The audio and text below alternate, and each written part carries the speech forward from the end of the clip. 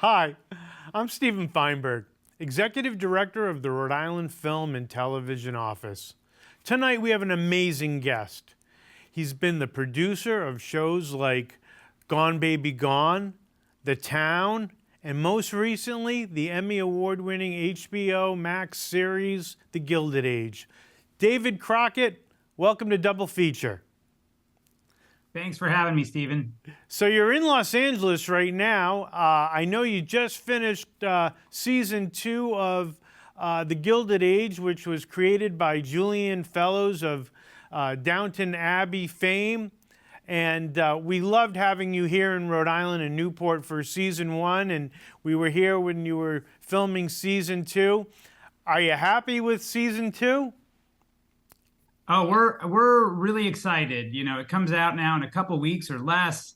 It is you get some of the bugs of the first season out. You've introduced all your characters, and we have a lot of characters, and you get that rolling, and now you come into a season 2, and you can just jump right into great stories because the audience knows these characters, and so we're really excited, and we think it really delivers on a lot of levels, and that people will really enjoy it. You know what's neat, when we originally discussed bringing the Gilded Age to Rhode Island, to Newport, and obviously we had discussed the scripts and all, and we knew who the characters were, but the audience didn't know who Bertha Russell was. But now, if I say, oh, there's Bertha Russell, everybody's head's going to spin around. People love the characters. They love the Russells. They're just a great they're great power couple of their time, and they were sort of emblematic of a couple of the time, but they're also very unique in that they really support each other. They are really a team. They work together. Bertha and George are just, they're fun to watch. I think in this season they have a few hiccups. Every relationship over time has its challenges, and they have a few challenges that we'll see. But I think we all have an underlying understanding and a sense that they're in it for the long haul. If you had to give a synopsis of what The Gilded Age, the series, is for those who maybe haven't seen it, could you provide that for our audience? Well, I think it's it's a show that really is it's in the vein of Downton Abbey in a way of there's a large cast of characters. It's upstairs, downstairs. But our show, differing from that show, is of really America at its sort of at the dawn of the industrial age, obviously the Gilded Age, and it's the beginning of this whole system of this American financial system. The world is really taking off at this time. It's post-Civil War, and we have a large cast of characters, 2 families who live across the street, one old money, one new money, which is a story that you could set in many eras, which is there's one family that's sort of set in their ways. There's a new family who's coming in. They've got these new ways and with new money. And it's kind of the battle between them, or the challenge of them being neighbors and really trying to get along and move forward in the world. And amongst that, we have a cast of characters of that's close to 30, and we touch on a lot of different aspects of life during that period. And the show takes place in New York, and then the summer cottages, what were then called summer cottages of Newport, Rhode Island.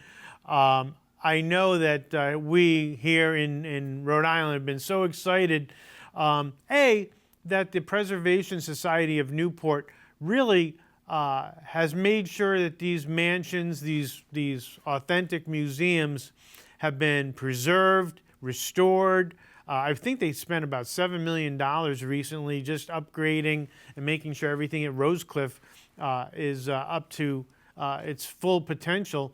And as they were actually restoring, like some of the front doors, they found some more gilded frontage of on the front doors. Has that helped the production to have the authenticity of the locations here in Newport? The short answer is yes, incredibly. The show is set in New York, primarily on a fictional 61st Street, right along the park there, Central Park, two houses right across the street from each other. But and again, these are families with means at that time. One of them is a robber baron, George Russell. Bertha Russell is his wife. That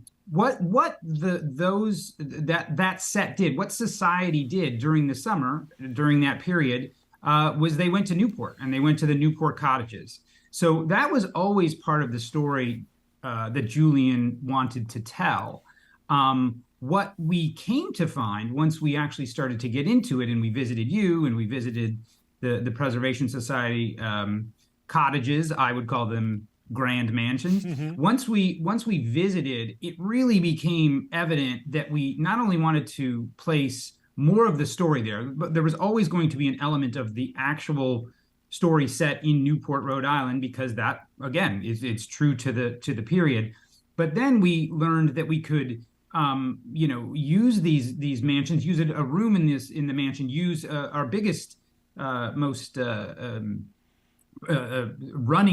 running set that we use consistently is we use the kitchen at the Elms. Right. And the kitchen at the Elms is the kitchen of the Russell house in New York. So that's a set that we revisit virtually in every episode.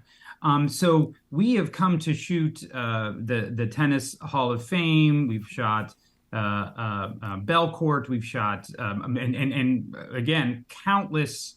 I wouldn't say countless. I would say 6 or 7 of the Newport Preservation Society mansions we have filmed in over the years, and I can't even imagine making the show without that resource, without their support. What I thought was really neat, I don't think you guys had been to the Tennis Hall of Fame. I think we actually had you visit. It was in the winter. We were in. It was just a snowstorm. That's true. I remember. Yeah. But I said you got to check out the Newport Hall of Fame, of which you guys did an amazing recreation of the time period, to the point, and the audiences, I'm sure they will not see this or appreciate it, but the fact that you made the netting appropriate for the time period, that kind of authenticity is amazing. And again, that might not be, an average viewer is not going to notice that, but those folks who are in the world of art directors and production designers are going to see that detail was so important, and it's a spectacular show.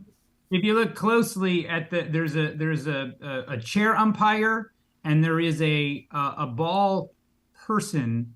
I think it was a man. I'm trying to remember, but I remember the outfit more because we had to kind of approve it in advance, and it was just the level of detail, like you're saying.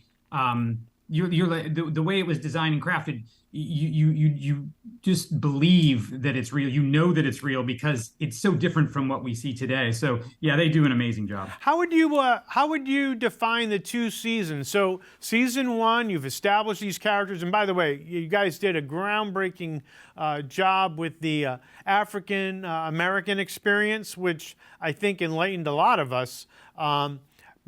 But how does season 2 progress as far as, is there a different vibe to season 2 than maybe season 1? Are there certain things that might be surprising for us that you can share? Sure.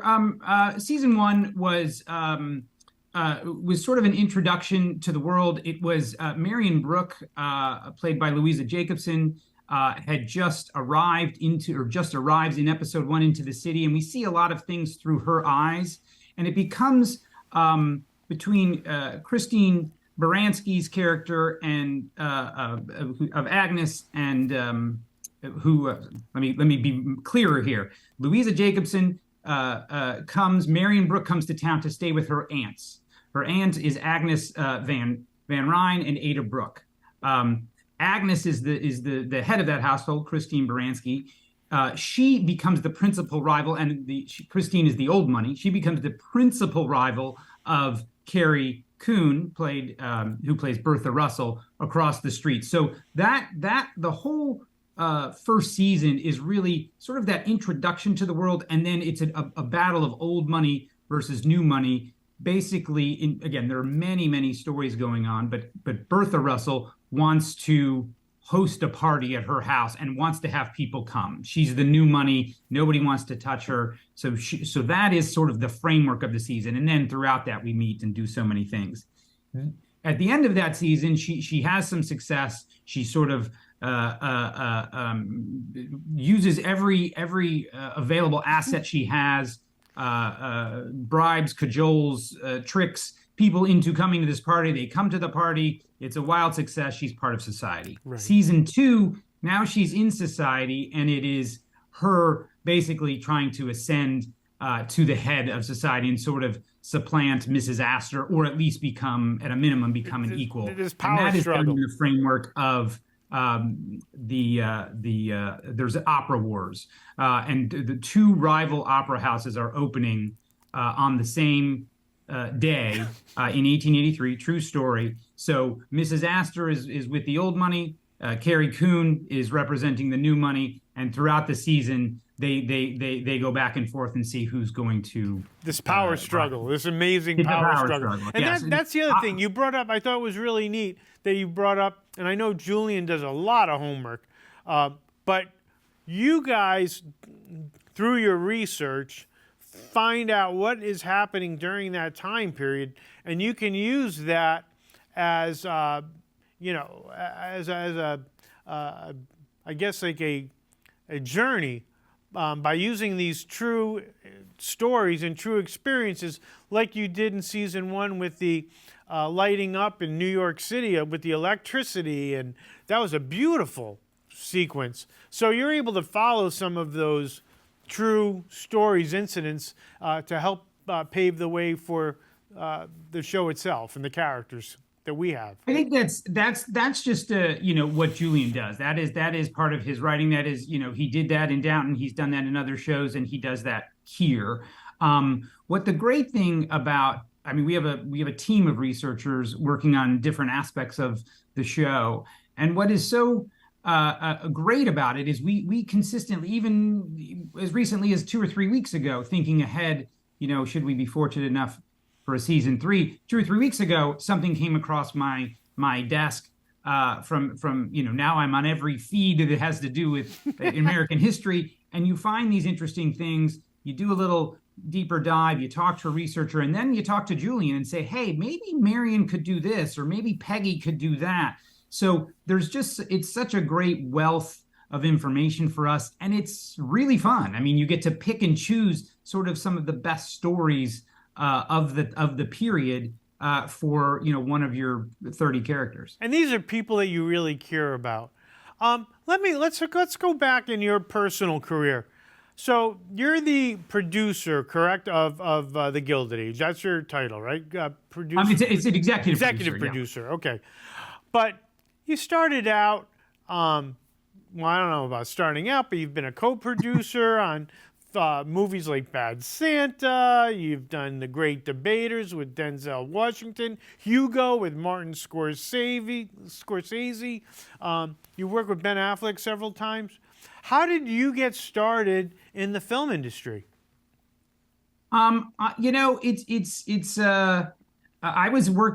graduated from the University of Illinois. And I lived in Chicago. I stayed with my parents for a couple months after graduation, and then moved into the city.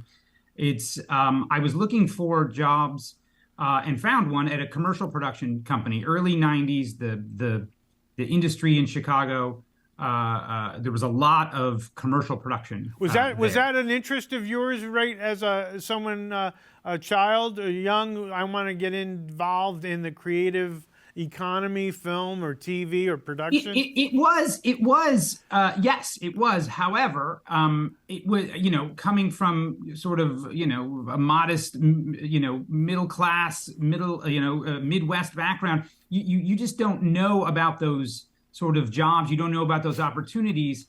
And my parents were always, pretty open and pretty supportive, as long as you supported yourself, so to speak. Right. So that my dad said, well, give it a try. There's a lot of commercial production. Give it a try. See if you can get involved in production. See what that world is about. At the meantime, I was working at my aunt's restaurant, Paying the bills.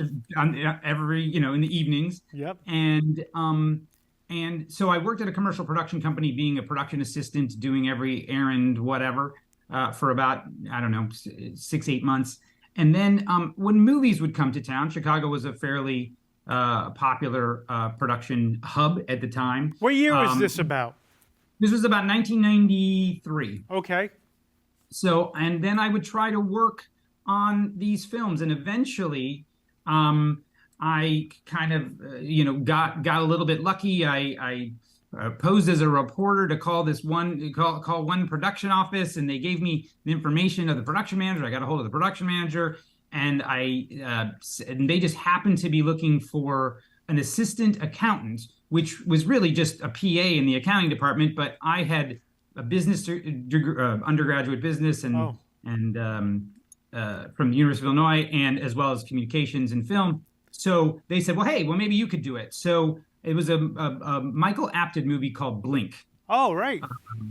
Starring Aidan Quinn and Madeline Stowe. And yes. I worked in that office, and right after that, it is about getting your foot in the door. The production accountant said, well, I have this other movie, or I know somebody, a friend of mine has this other movie in Los Angeles. Do you want to come out there? And I said, sure. That was always part of my plan. It was never part of my plan. Right, I was just living, month to month, figuring it out. Right.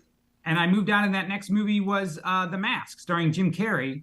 So I was I was an assistant production accountant. There's no glamour or glitz in that. But then I started to learn about the business and what I wanted to do. And now that I had a foot in the door, I could start to set myself. You made yourself useful, right? I made it simple, well put. I try to tell people, well, how do I make yourself useful? Find ways to make yourself useful. That is 100% true. Be a good team player. Be responsible. Be on time.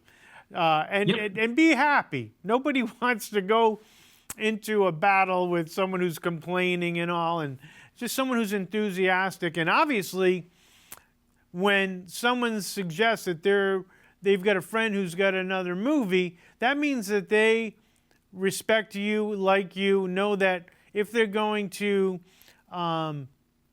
suggest you for another show, you're not going to embarrass them. You're going to make them look good, right? I talk to a lot of young people. I have kids. I have a daughter who just graduated from university, and I tell other kids who I meet or young people, it's, every industry, every business, they need good people. They need good people. They need people who are eager and who want to work and who want to do things.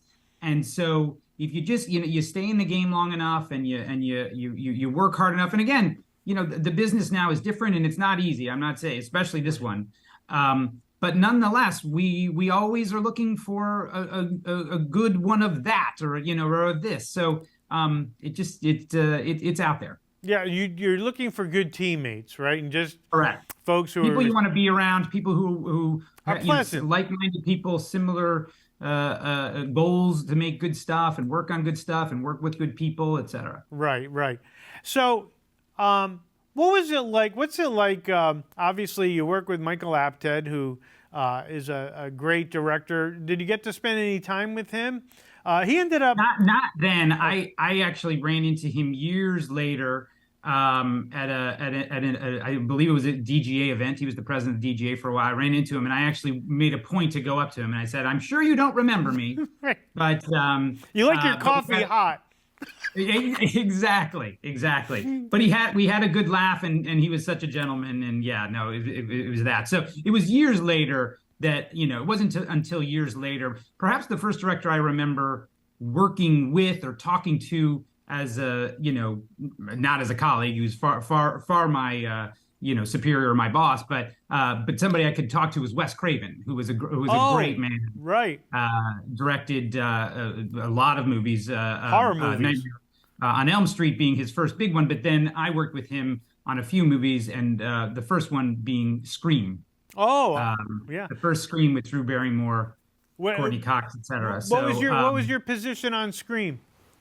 I was the production accountant, actually. Okay. So that was about 5 years after this other thing, or after the stories I've just told. I kind of moved up quickly, and again, it was a changing time in the industry. So they were like, "That guy, we'll take him." Just we, and He's responsible for our money. Exactly. So I did that, and I got to know Wes. But you were just talking about directors, so that was the first director who I had a relationship with, and what a lovely man.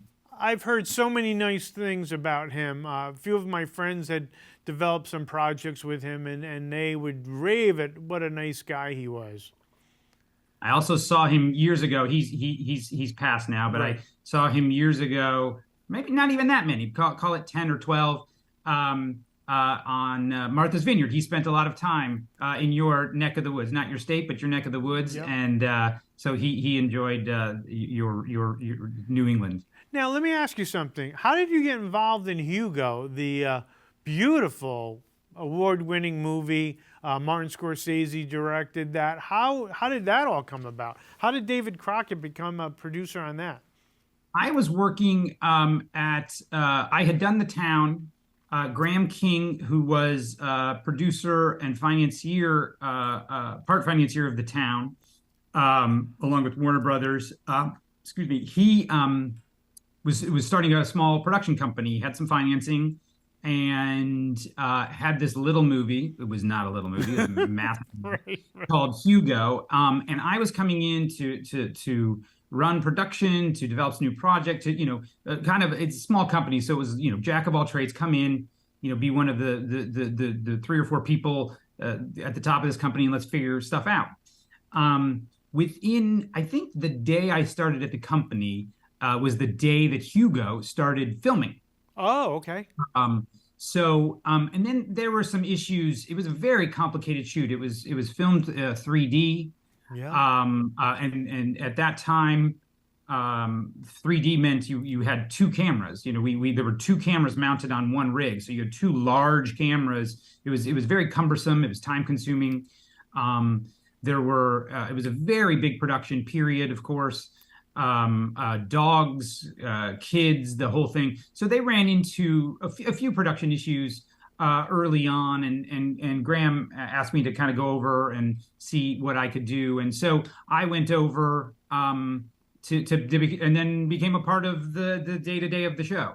Wow, it's a fabulous movie. I'm going to ask you, and it sounds like in that area too. Again, you're representing the financier, right? In that capacity. Yeah. What's it like? And again, you're such a highly respected producer. And I've spoken, I don't know if you know who Dick Zanuck is. Yeah. So Dick was a friend of mine. At one point, he was the head of 20th Century Fox, and then he became a producer who did Jaws and all. And, ended up the Tim Burton films. And one time I was asking him about, what's it like, being the producer for the creative side, but yet you also have to be the guy that the studio trusts. And he said they both think I'm working for both of them, which I am. And I wanted to talk to you about that. Like, what does that feel like to have to be responsible for the money for the studios, networks, financiers, but at the same time, you want to give people like Julian Fellows or Ben Affleck, you want to make sure they get the maximum bang for their buck. What is that like? I think you're constantly, well, let me put it this way. To me, it's the biggest challenge, but it's also my favorite challenge. Like I love it. I wouldn't have it any other way. I think the creative and the financial, it is a business at the end of the day, and a business where oftentimes, large sums of money are at stake. And if you don't do it right, you may not get to do it the next time. Yeah. So you're always, and I think that's a good way to put it, is you are working for both. And at the end, you kind of have to look at yourself, and you're trying to deliver the best thing. Like I'm trying, always, and so it becomes a lot of your own judgment, but then you're selling perhaps the creative team on or the director or the creator on maybe making something smaller because you inherently feel, and you could be wrong, I could be wrong just like anybody else, but you inherently feel like, well, if we go super big on this and spend all of this and do all that, it's really not going to bring enough added. Right. Or conversely, you might say, if we don't do this big, cool, amazing thing, well, then the whole feel of the thing isn't going to be the same. So then I'm going to go back to the money side and the studio and say, look, trust me, you want this. If you don't have this, you're not going to have the thing you have in your head. Right. So it's always a negotiation, sometimes with myself, sometimes with the creative, sometimes with the studio. But I enjoy it because I think it's really a big picture and trying to determine what the best way forward is. And again, like I said, anybody can be wrong, and you learn things all the time. Are you trying to be transparent and predictable and not surprise folks as much as possible? I know that there's always something that's going to come up, but is that something you're trying to do? So are you making a lot of the decisions before shooting starts, or is it just ongoing? You try to make as many of the big decisions before shooting as possible. But of course, these shoots nowadays, especially Gilded Age, could be 150 days, which is, at 20 to 23 business days per month. That's many months, 7-8 months. Right. And what happens, things change as you go. You save money on things, you spend money on things, you learn more about a character that you're like, oh, we should see more of it. You know what? This scene was amazing. We should do 2 more because we can explain the rest of that story. So you want to be as prepared as possible, have as many of the big decisions done, but then you have to be ready to audible throughout your lengthy time. When you're negotiating the budget, let's say in the beginning, let's say we have a film and Ben Affleck's directing it, and it's, I don't want to say The Town 2, but let's say it's The Town 2 as an example. Which doesn't exist, but who knows, someday. Right, right. Well, when you're negotiating with the studio, are you providing yourself some flexibility on the budget?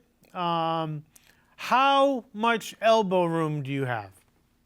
Well, it becomes a thing, based on experience of what you think, and there's a lot of factors involved. It could be a director who is known for shooting a lot of overtime or shooting extra time, or it could be the studio says, look, you have this, we will not spend a penny more than this, and we are serious. Or not even the studio, it could be independent financier. So you could have, theoretically or actually, X amount of dollars in a bank account, and you can't go over that. So you have to sort of protect for that. So there's many different ways, but you're always, again, it's just based on experience of saying, okay, we've got a 40-day shoot. So we've got 8 weeks, what can go wrong? What can go right? If it all goes right, maybe then we'll do this extra scene, or we'll blow this thing out at the end to make it huge. So, and the best partners, Ben is great at this because Ben Affleck is, business minded as well, and he knows. And again, I think it goes back to what I said, is like, if you do it well and you're successful, and then you're allowed to do it again, or you're wanted to do it again. And if and part of that being successful is bringing things in, at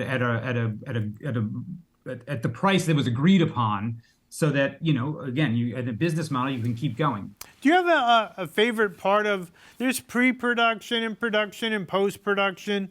Do you have any favorite parts that you in particularly love? Or do you love the whole process? Well, I mean, they're all so different. I mean, it's some producers, people always say, well, producer, what does that even mean? Everybody there, says they're a producer, I enjoy my style of producing or my type of producing because I am involved in the development, I am involved in the pre-production, and I am involved in the production and then the post-production. So it just in a for you know in the course of your life, there's that variety there and those different skills that you get to bring in different parts of your brain that you work.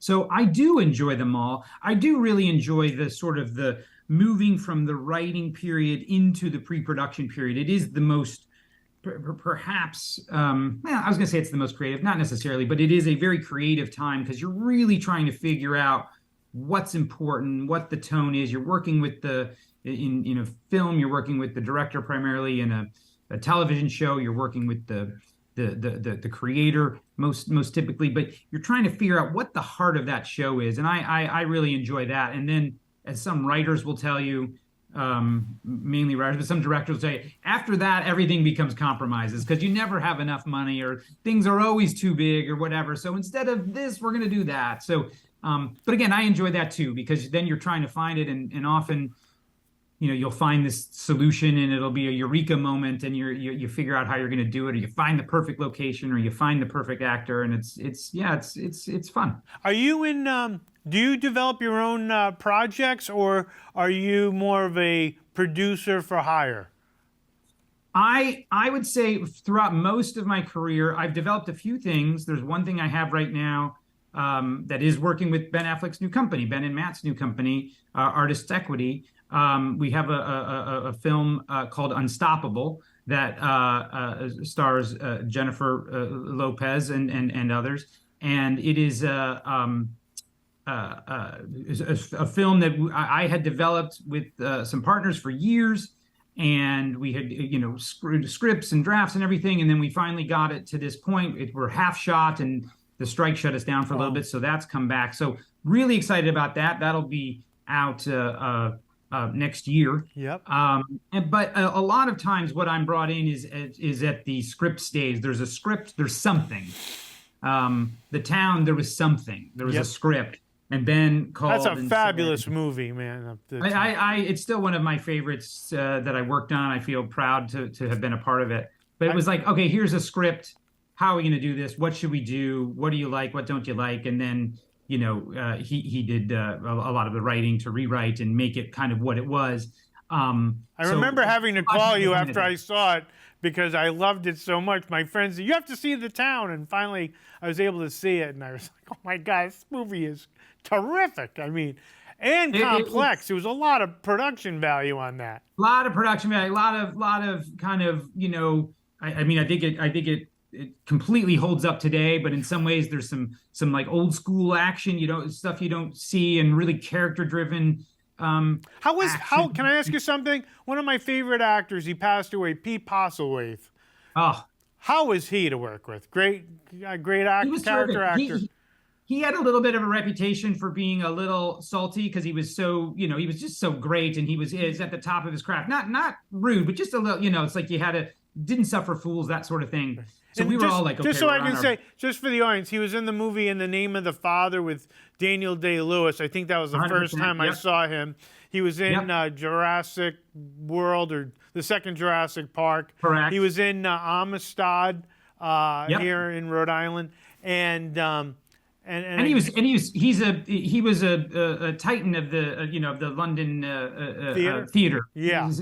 Yes. Great face. I love his face. Great face and just terrific. And so we were all a little, we at the time I don't know what I was, 38 or in my upper, still on the younger side of things, and you have this sort of icon from London coming in, and so we were all a little, I wouldn't say nervous, but yeah, just a little bit. And he couldn't have been more of a gentleman. He only worked with us for about a week or perhaps two. I can't remember exactly, but a handful of days and across maybe a couple weeks. And he acted like he was a guest on our set, and we thought, we were so fortunate to have him as a guest. So he was the villainous florist who controlled a lot of the criminal element. And correct. And again, it's like he doesn't have that many scenes, but immediately this guy has power. A weight Yeah. and a power that, yeah, exactly, that just And what's it like working with Ben?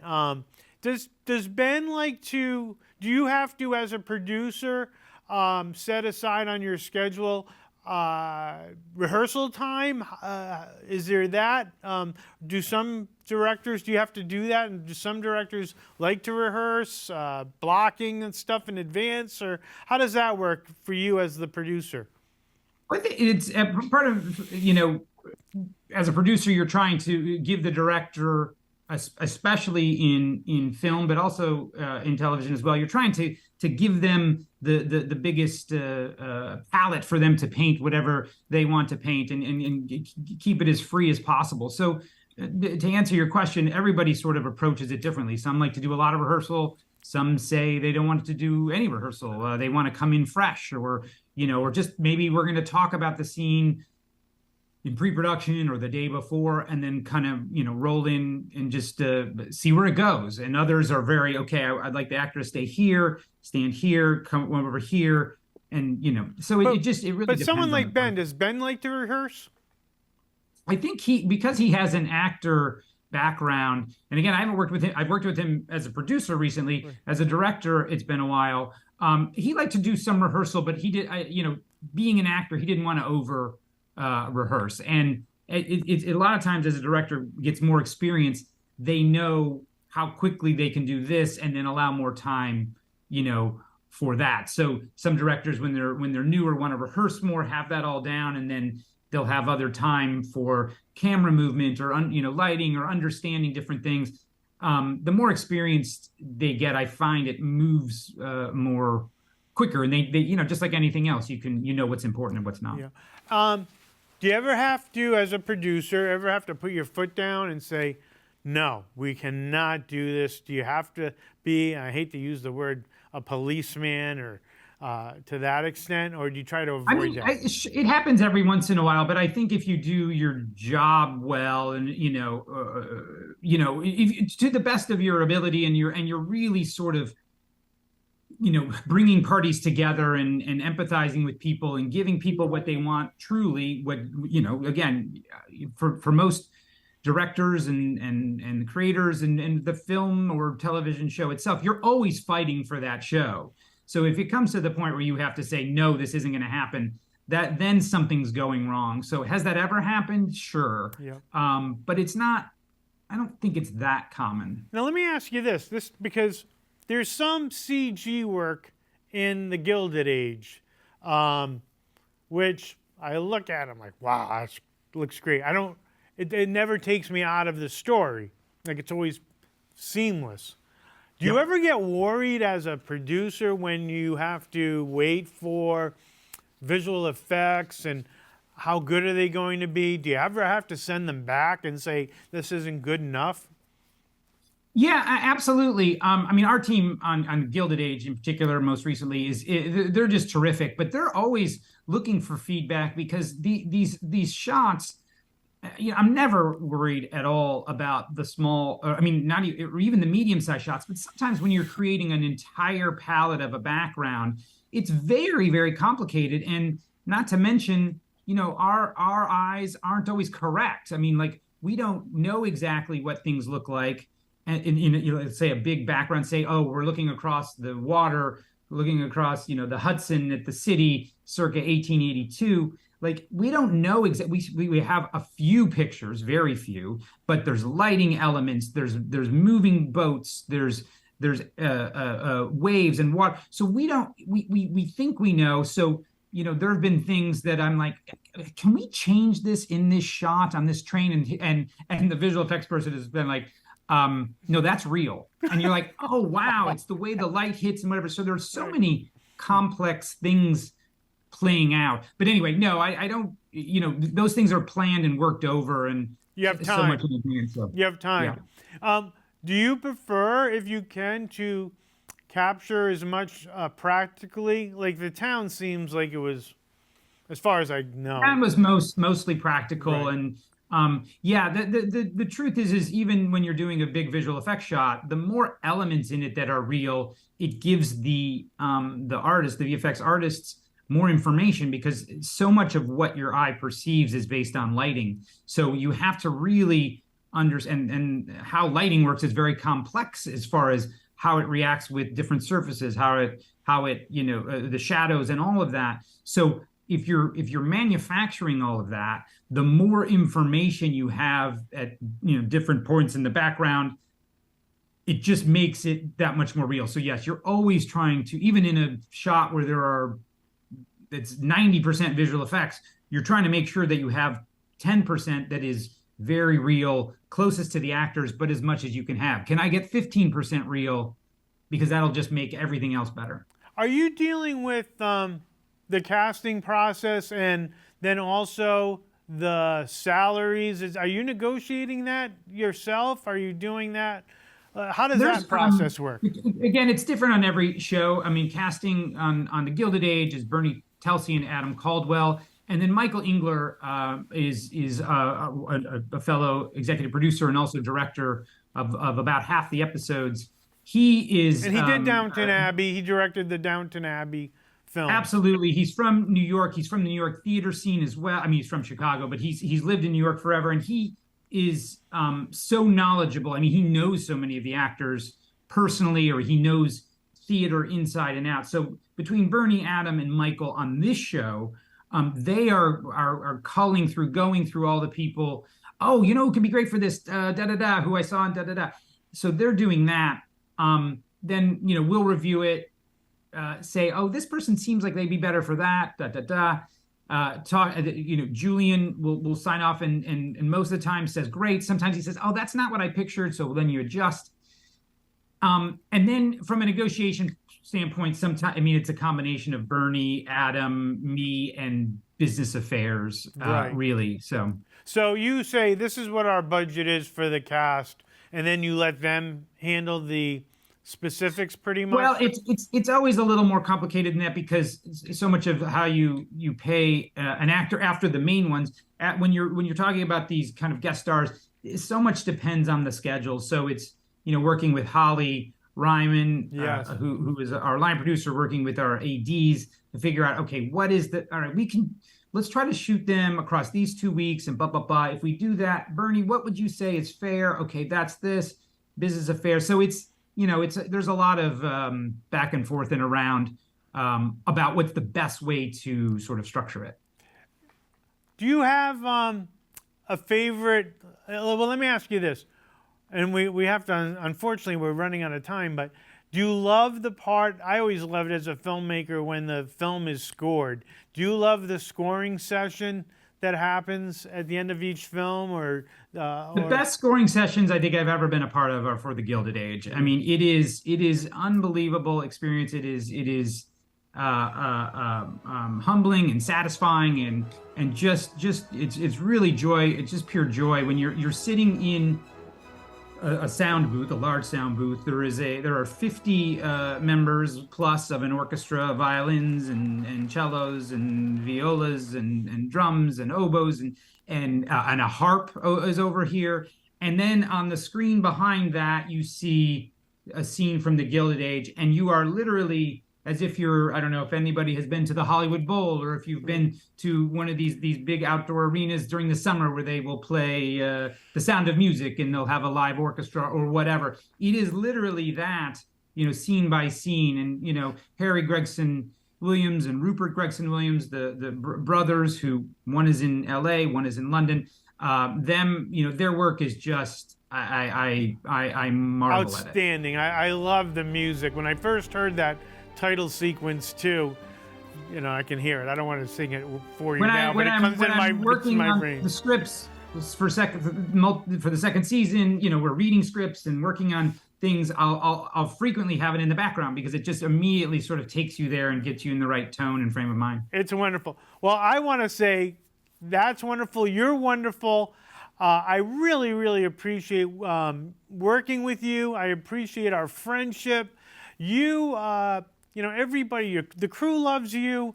You really put out such a nice, you don't just represent yourself and your family and the production, but you represent the film and television community in such a positive way.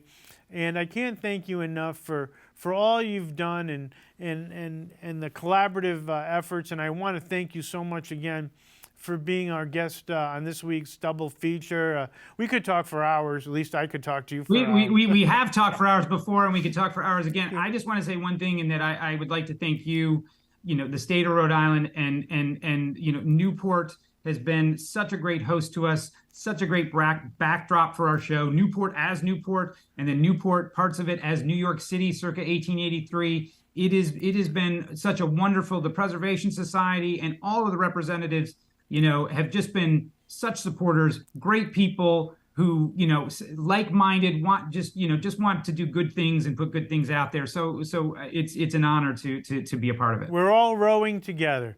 David That is the Crocket, truth. thank you so much for being on Double Feature, and I wish you continued great health and happiness. Absolutely. Thank you, Stephen. Much appreciated. Thank you.